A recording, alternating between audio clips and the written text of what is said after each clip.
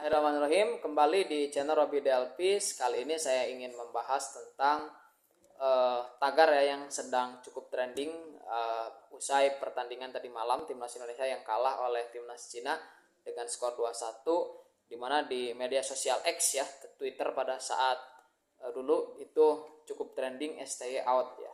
Ya mungkin sebetulnya nggak terlalu trending ya, di tweet oleh lebih kurang 5.000 orang.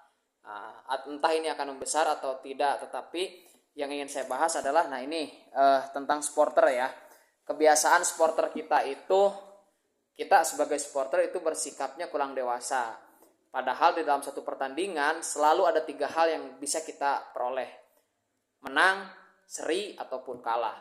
Setangguh apapun sebuah timnas ya, bahkan sekelas Argentina, Prancis, Spanyol, atau timnas lainnya yang besar, itu pasti mengalami kemenangan atau seri atau kekalahan.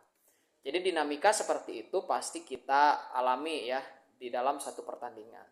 Nah, jadi jangan sampai baru satu kali kalah, nah itu kita langsung tagar STY out atau yang lain sebagainya. Itu menunjukkan satu ketidakdewasaan ya dari kita semua.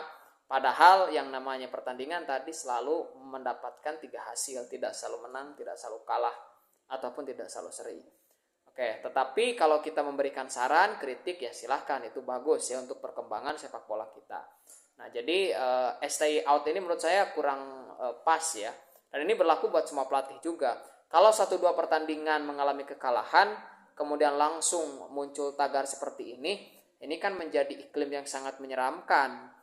Bagaimana mungkin pelatih kita mau bekerja dengan baik kalau sedikit-sedikit didesak untuk mundur, sedikit-sedikit didesak untuk mundur. Nah, makanya untuk supporter itu baiknya memang coba dipahami lebih baik. Apa yang menyebabkan kemudian misalnya kita kalah. Nah, itu kan bisa dianalisis dan itu bisa menjadikan masukan bagi para pemain timnas ataupun termasuk para pelatih gitu. Kenapa? Karena yang namanya kesalahan di dalam sepak bola ataupun di dalam pertandingan apapun itu mungkin dilakukan. Baik itu oleh pelatih termasuk juga oleh pemain. Nah, dalam hal ini betul mungkin kita cukup protes ya dengan hasil tadi malam, sangat mengecewakan karena kita juga cukup kaget dengan pemain inti yang diturunkan ya, starting line up-nya seperti itu yang jauh dari perkiraan kita. Nah, tapi itu bagian daripada pemikiran pelatih gitu. Adapun ketika salah ya buktinya kan kita kedodoran dan sampai kalah. Nah, itu bagian daripada pengambilan keputusan yang ya dianggap mungkin kurang tepat.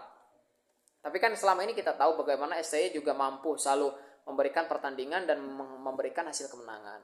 Kalau tidak salah pertandingan dengan Cina itu kan pertandingan ke-50 STY ya. Nah, sedangkan kita tahu statistiknya cukup membanggakan. Dari 50 pertandingan itu 24 pertandingan menang, 13 kali hasil seri dan 13 kali kalau tidak salah baru mengalami kekalahan. Tapi jangan salah, kekalahan ini pun menghadapi tim-tim yang luar biasa besar. Dulu Argentina, Jepang, kemudian Irak, itu tim-tim besar yang memang peringkatnya jauh di atas kita. Irak itu 70-60, ya 70-an, 60-an peringkat dunianya. Jepang peringkat 20, sekarang 16 dunia. Argentina peringkat 1. Nah, ini kan luar biasa gitu ya. Nah, tapi sejauh dengan tim-tim yang masih di bawah kita atau bahkan sama dengan kita, setahu saya timnas Indonesia selalu menang. Bahkan dengan Curaçao itu peringkat 80 dunia, itu bisa kita kalahkan. Palestina kita bisa tahan imbang.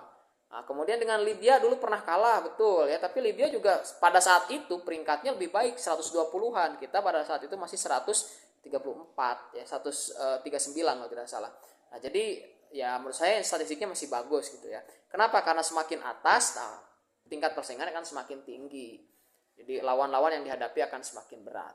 Dan memang sejak awal di grup ini, ya, timnas Indonesia itu termasuk yang paling kecil peringkat pipanya ya.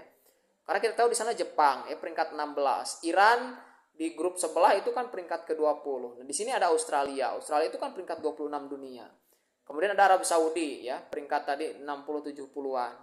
Kemudian Bahrain 80-an, Cina 90-an, Indonesia 129. Tetapi kita lihat ya, negara-negara yang besar pun langganan Piala Dunia kita bisa tahan.